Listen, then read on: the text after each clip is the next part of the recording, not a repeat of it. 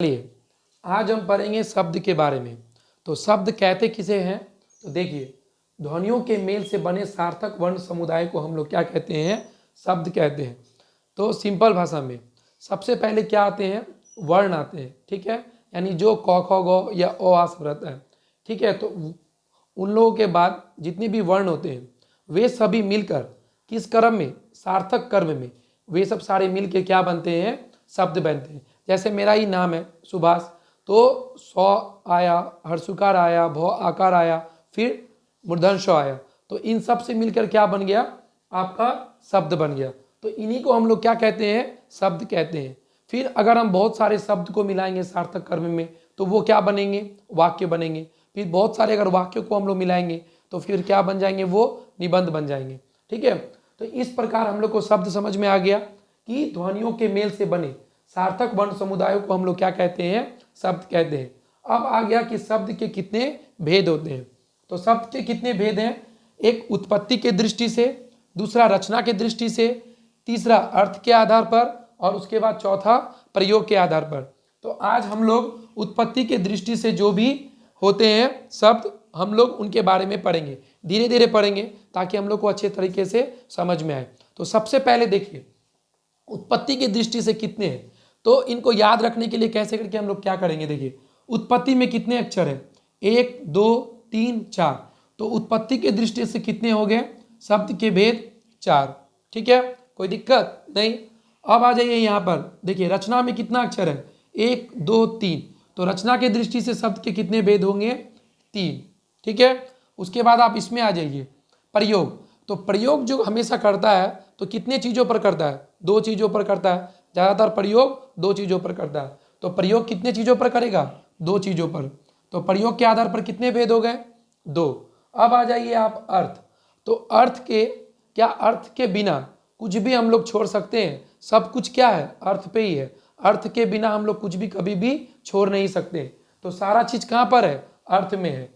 तो अर्थ के आधार पर कितने भेद हैं? 6। और जब हम लोग इसको लिखते हैं इंग्लिश में भी EARTH, तो है कितना? 5। तो जस्ट उसके एक आगे कहाँ पर पहुँच जाएंगे हम लोग? 6 में। तो इस प्रकार देखिए, उत्पत्ति में कितने अक्षर हो गए? 4। तो उत्पत्ति के आधार पर 4।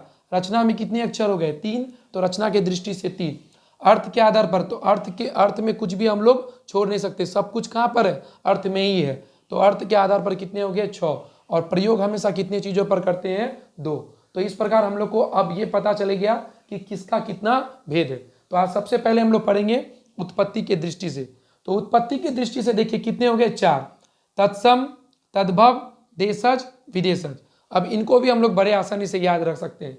सबसे पहले देखिए इसमें क्या है? 100 है। तो 100 से क्या होता है? संस्कृत होता है। तो यानी कि संस्कृत के शब्द कैसे रहेंगे? ज्यों के त्यों रहेंगे, उसमें कोई भी चेंजिंग नहीं होगा। तो उन्हीं को हम लोग क्या कहेंगे? तत्सम कहेंगे। तो यहाँ पर देखिए जैसे कैसे अग्नि और मयूर, तो वो सब क्या है? संस्कृत के शब्द हैं। तो वो सब जैसे के तैसे, पुष्प भी हो गया, अश्व भी हो गया, ठीक है, गज भी हो गया। तो अगर वो सब चीज़ आएगा तो आपका किस में आ जाएगा? तत्सम में आ जाएगा। तो कैसे याद रखेंगे? 100 से संस्कृत, और संस्कृत के शब्द यानी ज्यों के त्यों, तो वो क्या हो गए? तत्सम। अब आ जाइए आप तद्भव में। तो तद्भव में क्या है? भौ। और भौ से क्या होता है? भाषा। तो भाषा हम लोग ज़्यादातर क्या यूज करते हैं अपने देश में? हिंदी। यानी अब आपके संस्कृत के शब्द जो होते हैं वो चेंज होकर क्या हो जाएंगे? हिंदी में कन्वर्ट हो जाएंगे। तो इन्हीं को हम लोग क्या कहेंगे? तद्भव शब्द कहेंगे। तो अब अग्नि क्या बन जाएगा? आग। मयूर क्या बन जाएगा? मोर। तो देखिए बड़े आसानी से याद हो गया हमको तद्भव भी। अब आ जाते हैं हम लोग देशज में। तो देशज और विदेशज वो तो बहुत ही आसानी है, यानी कि वैसा लैंग्वेज जो हम लोग अपने आम बोलचाल के भाषा में यूज करते हैं अपने देश में, ठीक है। तो जैसे देखिए कटोरा हो गया, लोटा हो गया, तो ये सब चीज़ क्या हो जाएगा? आपका देसी भाषा में हो जाएगा, यानी कि देशज हो जाएगा, ठीक। अब आ जाइए नेक्स्ट विदेशज। तो विदेशज में क्या हो गया? जो भाषा हम लोग विदेश से ग्रहण कर लिए और खुद के लिए हम लोग अब यूज करते हैं अपने देश में। जैसे देखिए ट्रेन हो गया, बस स्टैंड हो गया, पोस्ट ऑफिस हो गया। तो क्या ये सब हम लोग शुद्ध शुद्ध हिंदी बोलते हैं? नहीं बोलते हैं। तो हम लोग ये सब भाषा कहाँ से आ गया? विदेश से आ गया। तो इस प्रकार देखिए उत्पत्ति की दृष्टि से जो भी भेद थे वो हम लोग को याद हो गया। कल हम आप लोग को जो नेक्स्ट वीडियो आएगा वो रचना की दृष्टि से बता देंगे, फिर हम अर्थ के आधार पर बता देंगे और नेक्स्ट प्रयोग के आधार पर बता देंगे। इस प्रकार आपका जितना भी शब्द है वो बड़े आसानी से खत्म हो जाएगा। ठीक है, तो अगर आपको मेरा वीडियो अच्छा लगा तो मेरे चैनल को लाइक एंड सब्सक्राइब जरूर कीजिएगा, साथ ही साथ शेयर कीजिएगा। Thank you.